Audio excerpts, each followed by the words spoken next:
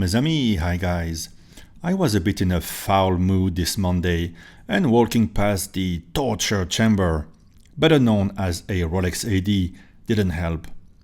Walking past the Patek AD, I decided to step in to try on a 6006G, the funkiest Calatrava there is.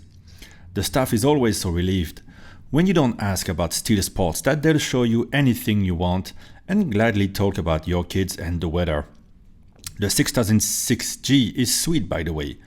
Probably no one's first Patek, but one to consider to round up a nice collection, and it put me in a better headspace already. Threading on, I walked into a multi-brand AD, including Rolex actually, where they had every possible Datejusts, which by the way are superb and probably more suited to most people than the steel sports, just saying. After asking the usual questions about availability, I decided to venture deeper into the other brands section, and there were just so many interesting things going on at the Zenith booth that I stopped to try on a few things. I was taken aback by the weight, or absence thereof, of the ceramic on rubber skeletonized DeFi watches. They also had a Daytona-like rainbow version with actual baguettes around the bezel. As our discussion went deeper into the details of the brand, the salesperson deemed me worthy enough to grab a new release in good demand from the back.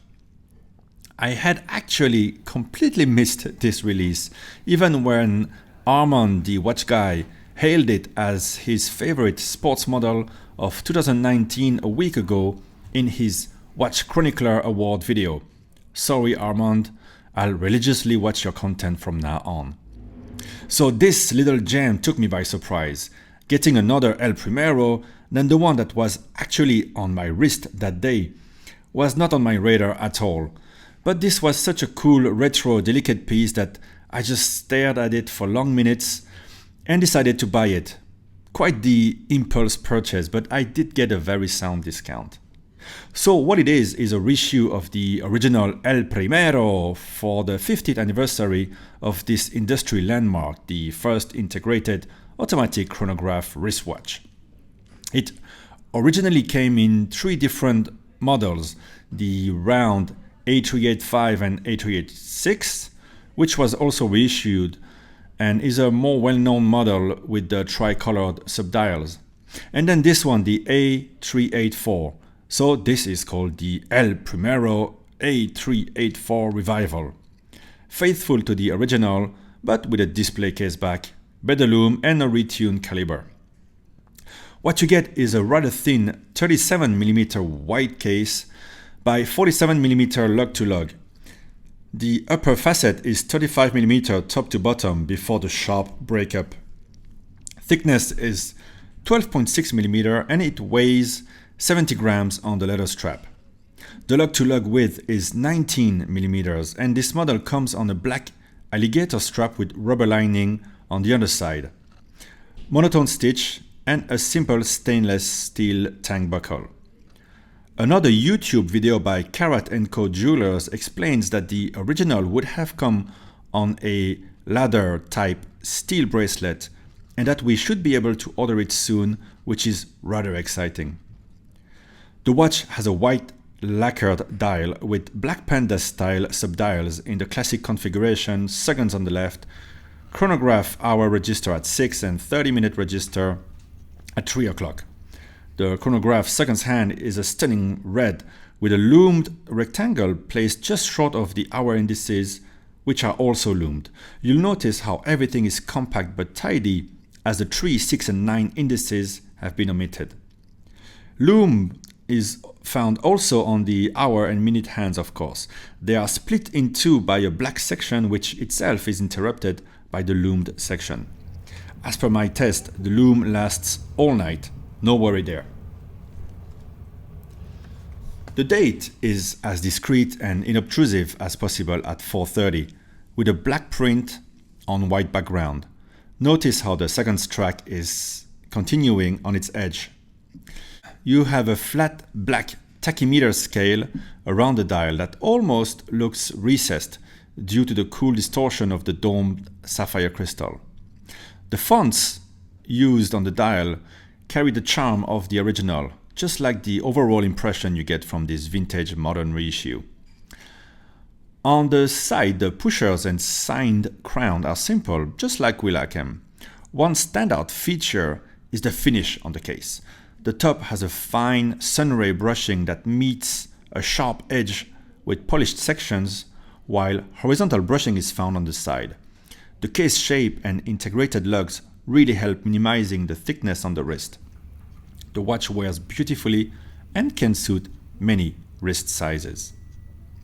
Inside and visible through the sapphire crystal caseback is the 278 components, 31 joules, high beat, 36,000 vibrations per hour, 50-hour power reserve, caliber 400, with skeletonized rotor bearing a superb Zenith star and Côte de Genève decoration.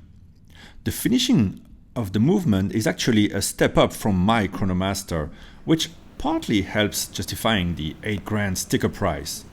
I paid $6,000. I see some fine brushing and perlage on the plates, some mirrored anglage even, polished and blued screws, and something I had never seen before, a blued column wheel which really pops. Just from a distance you can tell there's something more refined to this 50th anniversary than on some of the more utilitarian versions of the same caliber. The chronograph start-stop pusher requires a rather firm pressure to click in, while the reset pusher is a little bit softer. The lateral clutch construction allows you to see more of the inner workings, but the drawback is some jitter of the seconds hand when actuating the mechanism. You will notice the smooth pass of the seconds hand thanks to the high beat caliber that powers it. The crown has a nice soft action.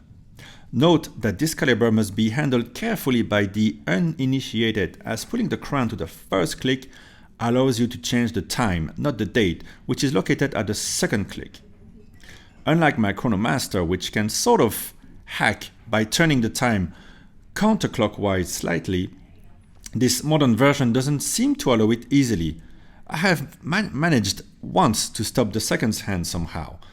So you pretty much have no way of synchronizing the time to an atomic clock precisely. Your best bet is to let the power run down and start winding a couple of seconds before the reference time reaches wherever your seconds hand had stopped. It also means that you can't adjust for any time deviation easily afterwards, and that might drive some users mad. I can't attest just yet to the chronometric capabilities of this watch.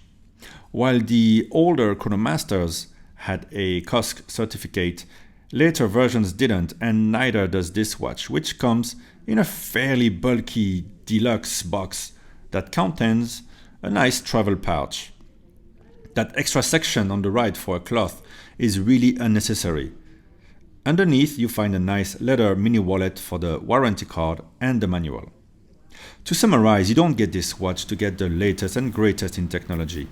Other Zenith models deliver that aplenty. You get this watch for the vibe, and that's a bullseye. Shout out to subscribers of the channel who praise this piece as one of their grails. They are White Pony 101, EVH, probably a Van Halen fan, Yasuka-san, and Cedar Canoe. Let me know in the comments if you have this cutie on your Christmas list as well. Being a guitar fanatic, 1969 was a pivotal year for music, so I feel right at home with this lovely memento of rockier days gone by. It will be fun to pair it with the NATO or the much-awaited reissue of the Ladder bracelet, which will give it a rougher look. Merry Christmas to you all.